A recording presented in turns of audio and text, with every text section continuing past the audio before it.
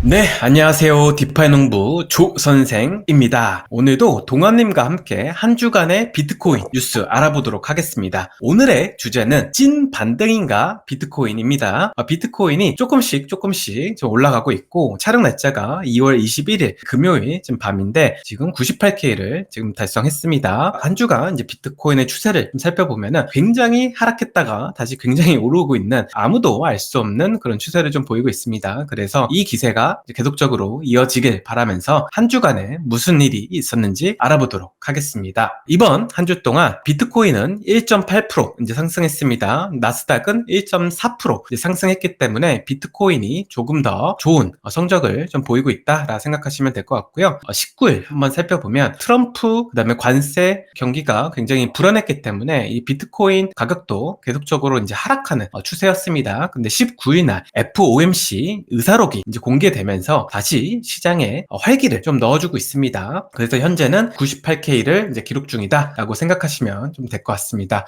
이번 주 주요 뉴스 이제 세 가지를 뽑아보면요. FOMC 회의록이 이제 2월 이제 19일에 이제 발표가 되었습니다. 여기서 재밌게도 양적 긴축을 일시적으로 감소한다는 것이 언급되면서 사람들의 이제 기대감을 올렸습니다. 양적 긴축은 중앙은행이 자산 규모를 이제 축소함으로써 통화 공급을 이제 줄이고 인플레이션을 이제 통제하기 위한 하나의 통화 정책 이제 도구인데 이것을 이제 일시적으로 감소한다고 하니까 시장에서 유동성이 조금씩 풀리는 거 아닌가라고 하면서 이제 비트코인도 좀 상승했습니다. 동아님께서 이제 영상 뒷부분에 자세한 설명 들려드릴 테니까 끝까지 영상 시청 부탁드리고요. 두 번째 이제 뉴스를 살펴보면 이제 스트래티지가 이제 비트코인 구매를 위해서 20억 달러를 조달한다라는 뉴스를 발표했습니다. 재밌었던 것은 스트래티지의 인원은 20% 감소시키고 비트코인은 20억 달러를 이제 더 사겠다라고 하는 이제 의지를 보였는데요. 이제 사람보다 이제 비트코인이 더 중요한 것 같습니다. 화면 우측에 이제 재밌는 트위터가 있어서 갖고 왔는데요. 2024년 동안 비트코인의 소유권이 어떻게 변했는지 이제 통계가 발표됐습니다. 화면에 보시는 것처럼 이제 개인의 이제 비중이 대폭 이제 감소가 됐고 ETF와 이제 기업이 비트코인을 이제 다수 이제 갖고 있는 것으로 이제 밝혀졌습니다. 이것에 따라서 우리가 좀 생각해 볼 것은 우리가 너무 비트코인을 일찍 매도한 거 아닌가라는 생각이 들고 앞으로는 기업과 ETF에 더 많은 자금이 유입되면 비트코인이 상승할 수 있기 때문에 우리도 이제 다시 비트코인을 좀 사야 되는 거 아닌가라는 생각을 좀 했습니다.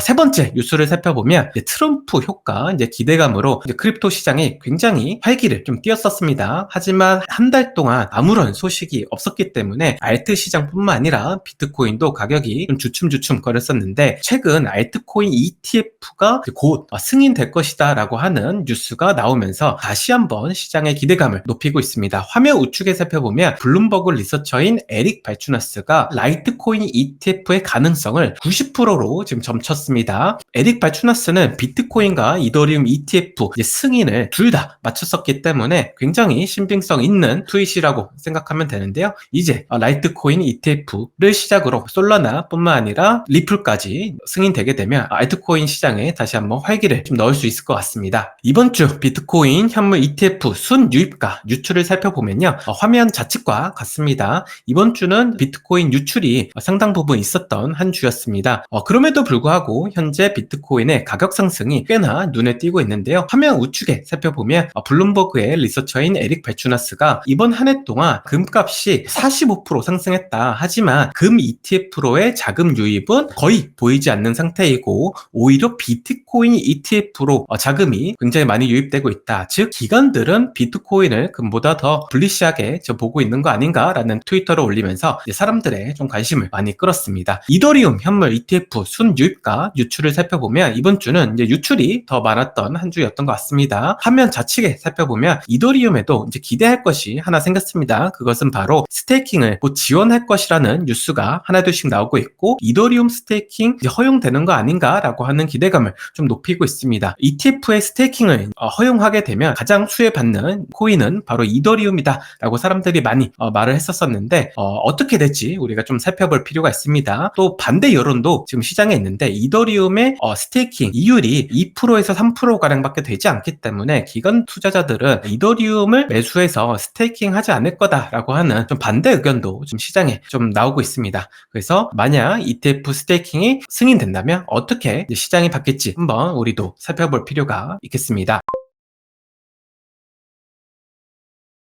동아님, 이제 갑자기 양적 긴축을 중단한다는 좀 얘기가 나왔습니다. 이거 어떻게 생각하시나요? 사실 좀 기대하지 않았던 뜬금없는 소식이긴 했는데요. 뭐냐면 이번 주에 1월 발표했었던 FOMC의 의사록, 그러니까 1월 달에 FOMC에 금리를 결정하면서 이제 얘네들이 나눴던 대화를 다 적어 놓은 문서가 있는데 그게 이제 공개가 될 일정이 있었거든요. 사실 어차피 동결이고 뭐 별 내용이 나오지 않을 거라고 생각했는데 갑자기 이제 요 내용이 있었다는 게 알려지면서 비트코인 반등의 어떤 계기가 되지 않았나 생각을 하는데, 궁금하실 것이 이제 양적 긴축이 뭐냐. 아까 동현님이 잠깐 설명해 주셨을 텐데, 연준이 금리를 결정하는 것 이외에도 시중 유동성을 이렇게 조절하기 위해서 양적 완화 그리고 양적 긴축이라고 하는 대표적인 두 가지 도구를 사용합니다. 이 양적 완화는 뭐냐면 연준이 가지고 있는 달러를 시중에 푸는 거예요. 어떻게? 시중에 있는 국채나 아니면 뭐 다른 자산들을 연준이 매입하는 방식으로. 그래서 그러면 연준이 돈을 내고 사가니까 연준한테 있는 돈이 시중에 풀리면서 유동성이 이제 늘어나는 거죠. 양적 긴축은 반대로 연준이 가지고 있었던 자산을 시중에 내다 파는 거예요. 그 국채 같은 걸 내다 팔게 되면 누군가는 그 국채를 사가는데 시중에서 이제 현금을 주고 사니까 시중에 있는 현금은 연준으로 들어가고 연준에 있던 국채가 이제 바깥으로 풀리면서 유동성이 줄어드는 거죠. 그래서 이게 양적 긴축이고, 물가를 잡기 시작한 때부터 연준이 양적 긴축을 계속 유지를 해왔었어요. 그래서 이제 우리가 모두 원하는 그 시나리오는 양적 완화가 되기를 원하잖아요. 근데 이게 순서가 있어요. 양적 긴축을 하면서 양적 완화를 갈 수는 없어요. 혹은 금리 인하로 갈 수는 없어요. 그래서 무조건 양적 긴축을 먼저 종료를 한 후에 금리 인하를 가게 되는 수순입니다. 그래서 양적 긴축을 언제 종료하냐, 이게 되게 중요한 포인트이고, 저희도 이 자리에서 제가 이제 몇 차례 정도, 한 두세 차례 정도 얘기를 드렸던 것 같은데, 기대를 전혀 안 하고 있었는데 1월 달에 이제 얘네가 이 얘기를 했다는 거예요. 왜 기대를 안 했냐면, 사실 파월 의장이 1월 FOMC에서 우리는 지금 지급준비금 수준이 여전히 풍부하다. 그러니까 이게 양적 긴축을 왜 하는지를 우리가 좀 이해를 해야 돼요. 지금 미국 정부가 부채 한도라는 게 이제 정해져 있어서 더 이상 빚을 못 내는 상태예요. 그래서 신규 국채를 발행을 할 수가 없는 상태입니다. 그래서 저희 개인들로 치면 자유 입출금 통장 같은 게 있어요. TGA라고. 거기에 돈을 막 이렇게 돌려가지고 쓰고 있어요. 이제 미국 정부가 예산도 지출하고 뭐 이런 거 할 때. 근데 이게 예산을 지출하게 되면 일단 시중의 유동성이 늘어나기 때문에 이거는 약간의 그 유동성 공급 효과가 있어요. 그래서 비트코인 가격이 좀 좋을 수 있는 계기가 되는데, 부채 한도 협상이라고 해서 돈을 타쓰는 걸 의회가 승인을 해주면, 그 부채 한도를 더 늘려주면 미국에서는 당연히 국채를 막 발행을 해서 그걸로 팔아가지고 돈을 만들겠죠. 그러면 이 과정에서 아까 얘기했던 입출금 통장에 원래 이제 얘네가 항상 채워놓던 그 수준이 있어요. 뭐 가령 개인이면 저 같은 경우는 뭐 그래도 통장에 뭐 몇백만 원 정도는 있어야 돼, 뭐 이런 원칙이 있다고 하면, 미국도 그런 게 있어서 지금은 그 원칙을 준수할 수가 없지만 국채를 못 찍어서, 근데 부채 한도 협상이 타결되면 이 선부터 맞추거든요. 그래서 대규모로 국채를 발행을 하게 되고, 이 와중에 시중의 유동성이 굉장히 급격히 감소합니다. 왜냐하면 국채를 발행하면 누군가 그걸 사줘야 되잖아요. 그러면 현금이 이제 미국 정부로 가는 거죠. 그리고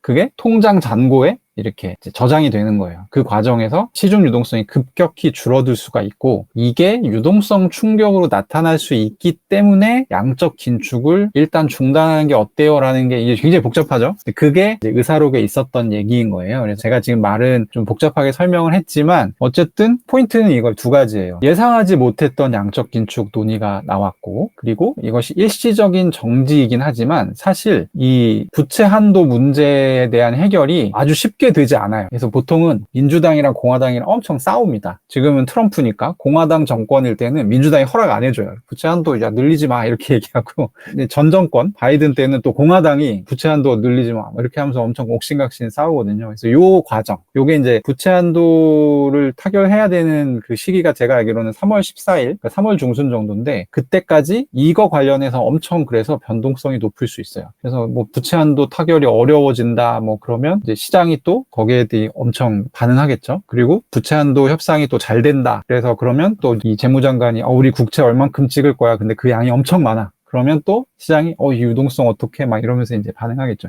사실 코인 투자하는 사람들은 지금까지 안 봐도 되는 부분이고, 이거는 채권 투자나 뭐 주식 투자를 조금 이제 깊게 하시는 분들이나 봤었던 그런 정보들인데, 어쨌든 요거에 비트코인 이렇게 반응하는 걸 보니까 저도 약간 이제 세상이 바뀌었구나라는 생각이 약간 들면서 어쨌든 오늘 소개를 해야 되겠다라고 해서 갖고 오게 됐고요. 저는 개인적으로 파월 말을 좀 믿기가 어렵겠다라는 생각이 들었어요. 이걸 보고. 이 얘기를 저만 하는 게 아니라 FOMC를 하면 기자들이 항상 물어봐요. 양적 긴축 언제 중단해요? 왜냐하면 양적 긴축을 중단해야 금리도 내릴 수 있고, 심한 경우에 양적 완화도 할 수 있고, 이게 이제 다 연결되어 있기 때문에 이 질문이 항상 나와요. 근데 1월 FOMC에서 기자회견 할 때 파월이 생각 없어 이렇게 얘기했단 말이에요. 근데 그 회의에 이미 얘기가 있었던 거예요. 양적 긴축에 대한 얘기가. 그러니까 이제 파월 말은 이거 믿을 수 없겠는데 이제 이런 생각이 좀 들었다라는 말씀을 드리고 싶습니다. 네, 이제 두 번째 살펴볼 것은 애틀란타 연준 의장인 라파의 이제 보스틱이 굉장히 노비시한 이야기를 했습니다. 원래 매파 인사로 이제 유명한데 갑자기 금리 인하를 이제 꺼내 들어서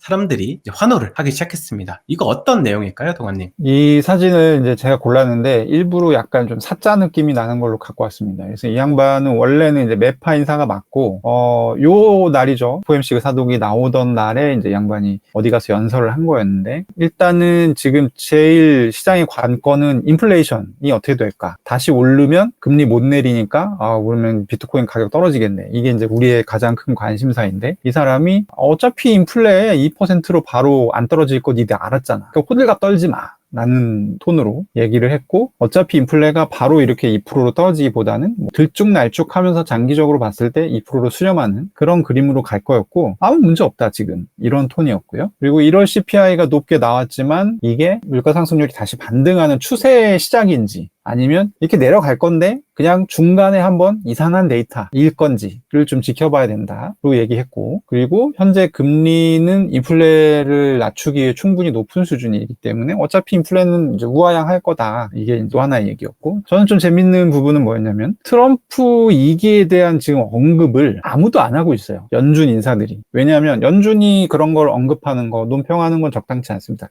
이게 제일 모범 답안에 가까운 이기 때문에. 그런데 이 사람은 뭐라 했냐면, 트럼프 2기 정부의 정책이 지금 예측이 안 되는 상황이라서 연준이 쉽게 결정을 하면 안 되고 기다려야 하는데, 트럼프 2기 정책으로 인플레이션이 상승할 거라고들 많이 생각을 하지? 근데 상승할 수도 있지만 사실 생산성이 증대되면서 디인플레가 나올 수도 있다. 이런 얘기를 해요. 그래서 되게 도비시한 얘기를 했다. 이게 물론 이제 라파엘 보스틱이 한마디 하면 막 시장이 막 웅성웅성 거리는 엄청난 거물은 아닌데, 어쨌든 매파 인사로 알려져 있던 사람이 이런 얘기를 한 거죠. 그리고 지금 사실은 그 트럼프 때문에 인플레이션 다시 올라가는 거 아니냐가 지금 거의 시장의 지배적인 정서인데, 거기다 대고 사실 생산성이 증대되면 오히려 인플레이션이 거꾸로 떨어질 수도 있어, 이런 얘기를 한다는 것은 뭔가 차기 연준 의장을 노리나 뭐 이런 생각을 하게 했던. 그래서 어쨌든 뭐 이런 분위기다, 이런 부분들은 조금 공유를 하고 싶습니다. 이제 한 가지 이제 궁금한 게 있는데, 생산성은 어떻게 증대가 된다고 좀 예상을 했을까요? 이거는 그러니까 이 사람이 이걸 딱 나는 이래서 생산성 증대가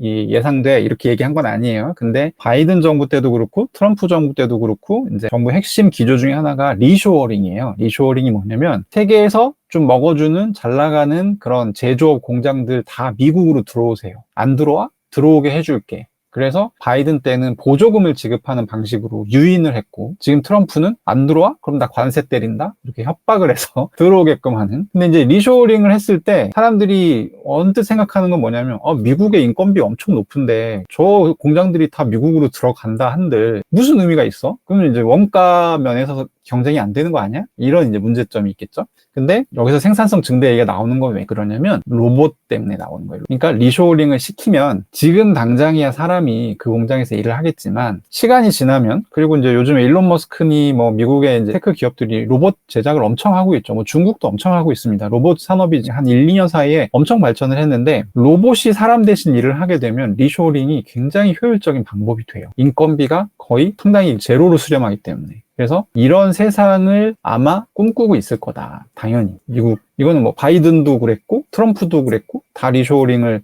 둘 다 하고 있는 거니까. 그래서 지금은 뭐 노동자들을 위해서 어쩌고저쩌고 이렇게 얘기를 하고 있지만 사실 리쇼어링은 그렇게 하면 논리적으로는 말이 안 되는 정책이고 그 얘기를 하는 건데 이 얘기를 하는 사람은 사실 아무도 없었어요. 아무도 없었는데 라파엘 보스틱이 생산성 증대 드립을 치기 시작했다. 요거는 조금 기억해둘 필요가 있을 것 같습니다. 네, 그리고 이제 다음 뉴스는 이제 트럼프 효과 이제 끝 아닌가라는 소리가 나오고 있습니다. 미국 경기 선행 지수가 예상보다 조금 하회했습니다. 그래서 0.3% 이제 하락한 것으로 이제 나왔는데 이거는 어떻게 해석해야 될까요? 요거 같은 경우는 이 경기 선행 지수라는 건 뭐냐면 말 그대로 앞으로 경기가 어떻게 될 것 같다. 뭐 이런 거를 이제 예상하는 지표예요. 그래서 이제 0%가 기준이 되는데 지금 요 밑에 이제 그래프를 보시면 아시겠지만 2024년 8월이 마이너스 0.6%였고 마이너스 0.4% 정도 되는 요 중간이 이 11월입니다. 그래서 11월에 이제 대선이 있었잖아요. 또 11월에 마이너스 0.4였던 게 트럼프 당선과 함께 떡상을 해서 그냥 바로 0.4로 올라가 버리죠. 1%포인트 가까이 올라가 버리는데 그랬던 것이 다시 지금 11월 근처로 회귀하고 있는 거예요. 그래서 이게 새로운 대통령이 이제 보통 취임을 하면 뭐 으쌰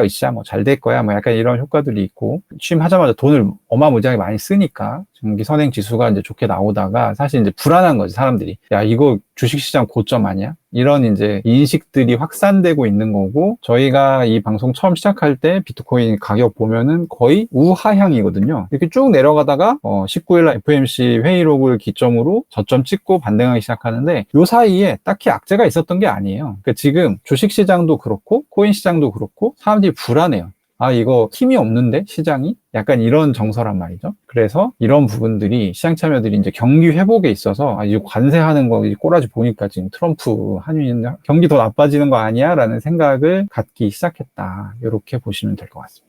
네, 그리고 이제 알트코인 시장도 한번 돌아봐야 되는데요. 이제 알트코인 불장 드디어 시작되나라는 소리가 하나둘씩 나오고 있습니다. 이제 그 이유를 하나씩 살펴보면요. 화면에 보이시는 거는 이제 스테이블 코인의 이제 총 발행량입니다. 지난 이제 상승장은 이제 2021년, 2022년까지 지속이 되었었는데 이때 발행된 이제 스테이블 코인보다 현재 발행된 스테이블 코인이 훨씬 더 많다. 스테이블 코인 발행량의 이제 증가는 이제 알트코인이나 이제 비트코인으로의 유입이 될 것이라는 이제 기대가 있는 것이고 실질적으로 많은 부분 이제 알트코인이나 비트코인으로 이제 변환이 되기 때문에 이것이 어떻게 보면 시장을 활성화시키는 하나의 촉매제로 사용될 수 있다는 것이죠. 이것에 따라서 사람들이 이제 알트코인 불장 오는 거 아닌가라는 좀 생각을 했는데 아직까지는 안 왔었습니다. 근데 최근에 좀 재밌는 데이터가 하나씩 발표되고 있습니다. 화면에 보시는 거는 크립토컨트에서 발표한 자료인데요. 지금 현재 알트코인의 거래 볼륨 자체가 비트코인 거래량보다 2.7배나 높다라는 이제 데이터를 좀 내놨습니다. 즉 비트코인을 사려고 혹은 팔려고 하는 사람들보다 알트코인을 매수하고 매도하는 사람들이 훨씬 더 많다는 거죠.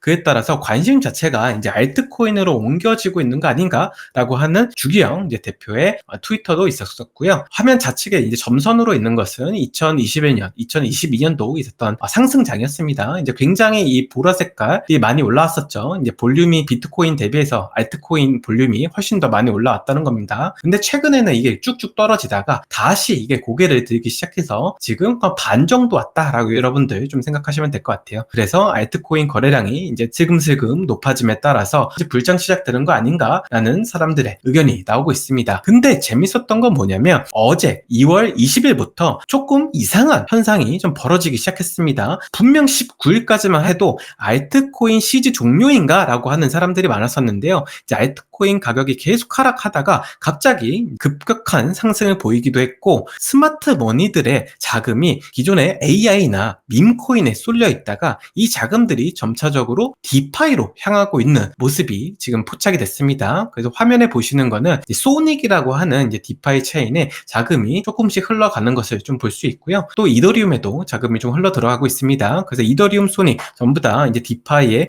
특화된 하나의 체인이기 때문에 이거 진짜 디파이 섹터 섹터를 중심으로 한 알트코인 시장이 다시 오나라고 하면서 사람들의 좀 기대를 좀 모으고 있습니다. 그 중에서도 우리가 좀 주목해야 될 것은 뭐냐면 지금 급격하게 거래량이 높아지고 급격하게 이 토탈 밸류 락, 즉 예치된 자금의 양이 늘어난 체인들이 하나둘씩 보이고 있다는 것이죠. 그래서 화면 이 소닉이라고 하는 체인과 이제 베라 체인에 굉장히 많은 자금들이 유입되고 거기에 예치가 되고 있는 것이 이제 포착이 됐습니다. 화면 우측에 있는 것은 디파이의 아버지라 불리는 이제 안드레라고 하는 분인데, 안드레라는 분이 2024년도에 팬텀이라고 하는 체인을 이제 소닉으로 리브랜딩을 했습니다. 근데 이 체인 레이어온 자체에 많은 자금이 지금 흘러 들어가고 있고 또 거래량도 좀 올라가고 있어서 지금 알트코인에 대한 퍼포먼스도 좋아지고 있습니다. 또 최근에 런칭됐던 이제 베라 체인도 TVL도 높아지고 이제 거래량도 높아짐으로써 두 개 다 이제 공통점 자체가 이제 디파이 특화된 체인이다 보니까 디파이로 스마트머니 자금이 이동돼서 체인의 거래량을 높이고 있고 그 다음에 예치되는 자금을 견인하고 있다, 이렇게 좀 현재 해석을 하고 있어서 여러분들도 이제 디파이에 조금 관심을 가질 때 아닌가라는 생각을 좀 했습니다. 오늘도 동환님과 함께 한 주간의 비트코인 뉴스를 알아보았습니다. 디파이 농부 조선생은 더 나은 콘텐츠로 찾아뵙도록 하겠습니다. 오늘도 시청해주셔서 감사합니다. 빠이, 안녕. 안녕.